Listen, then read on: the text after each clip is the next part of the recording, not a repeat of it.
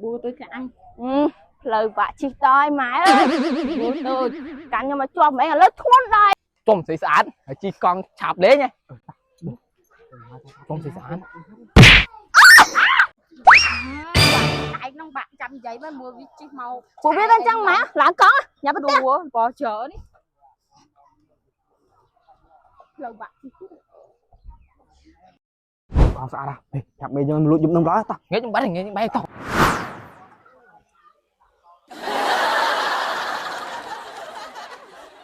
Con trai nghe nào lính ơi, bỏ đánh tao nào ô hai ơi, này anh bị chơi càng nhiều muối đi, nào ô lính ơi.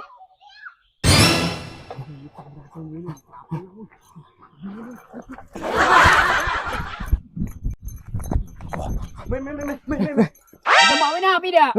rồi từ mọi rồi nhôm mình nó vẽ mày. Con mày con nó xa.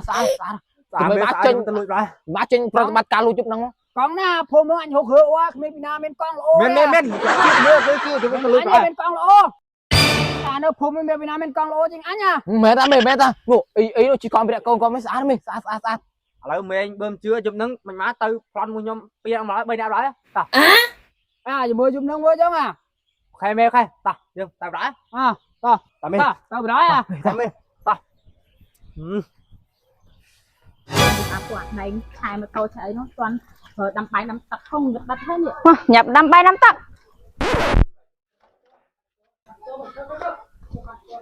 Thật tua. Mất tết. Tiền con thì chú của tôi. Sao mày làm cái tết?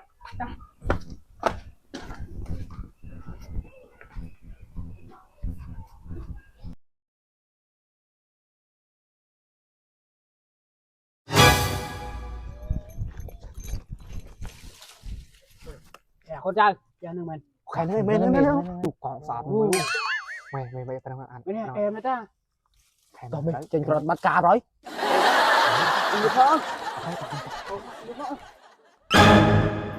ngược lại Khai mê tao. biết không.